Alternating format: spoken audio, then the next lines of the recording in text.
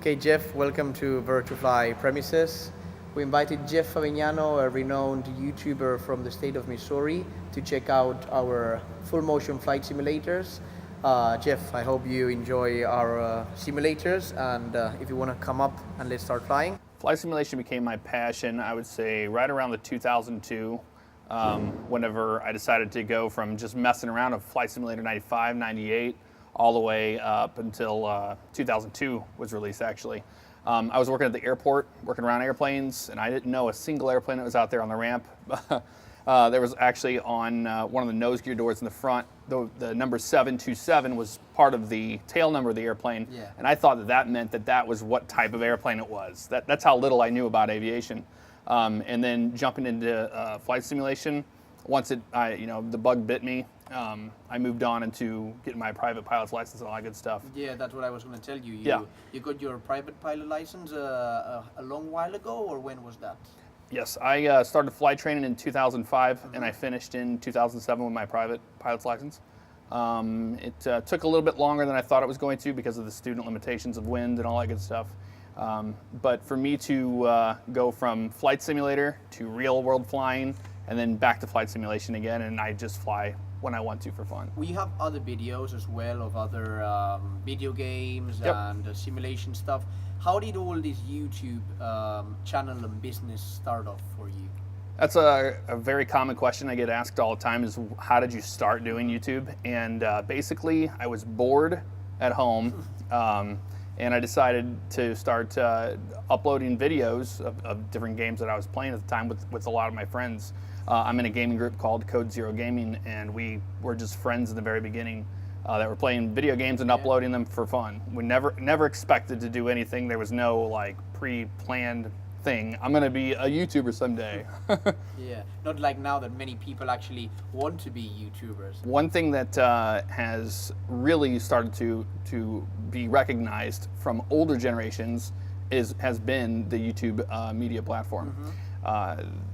For a young person coming up saying, hey, I want to be a YouTuber someday, I think that's amazing. Yeah. To become an entrepreneur and to do your own thing eventually, and you can roll it into your own business, that's been an absolutely rewarding thing. What is your signature marking of your YouTube channel to be so successful? Obviously, there's thousands of channels. My signature, so to say, I don't think I have any recipe to be successful, as they would say.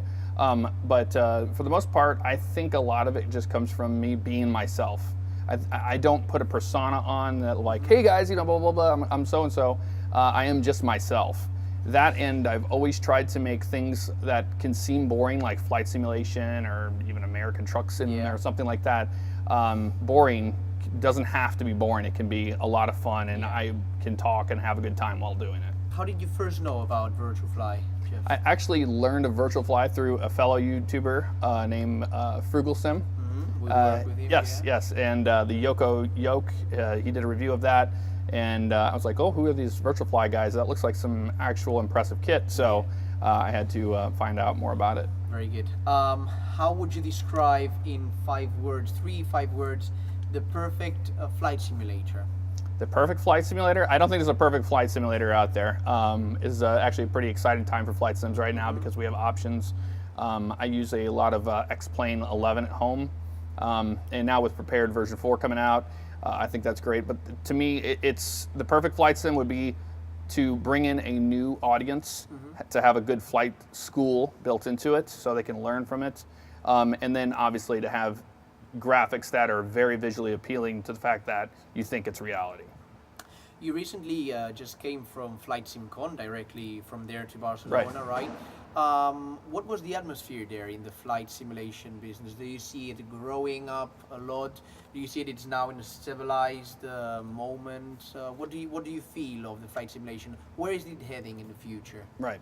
Flight SimCon, I just came from. Last year, it seemed like it was half the amount of people that were there this year. So it is growing quite largely.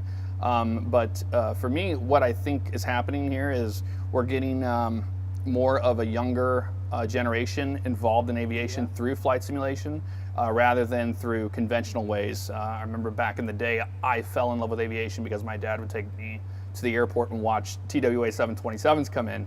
But you can't do that anymore, especially not in the United States. They don't let you just sit there and watch airplanes and loiter.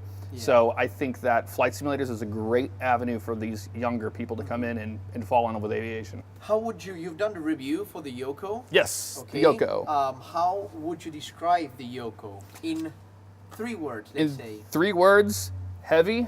Heavy. Yes. Precise and realistic. You've tried the TQ6? I have very little time with that, but yes. Just by the look of it and the touch, how would you also describe it? To me, it feels more like I've actually had the pleasure of sitting in some actual turboprop airplanes and flown a turboprop back in the day. And it feels to me like a real turboprop. So you have your friction locks on the side, so you can, so you can really get that. And you don't have the clicking detents, which I think a lot of real turboprops have, but this cutoff there is amazing. I do like the feel, but to me, it's a product that sells itself because it's just all metal design and it's high quality. Exactly. You have the review coming up as well, and the last one that I think you haven't tried is the rudder.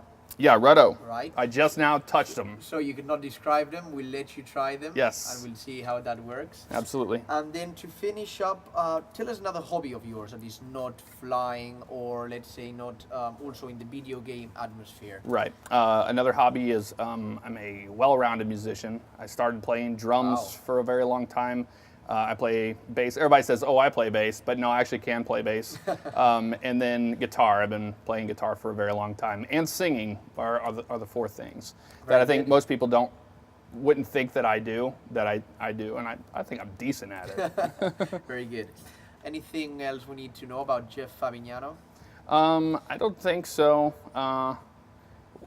There's anything more to know about me is just the fact that whenever you see me in a video or talking, I try to be as transparent as I can, be my true self, and I'm just having fun. That's essentially it. Thank you very much for coming to Virtual Fly. I hope you enjoy them.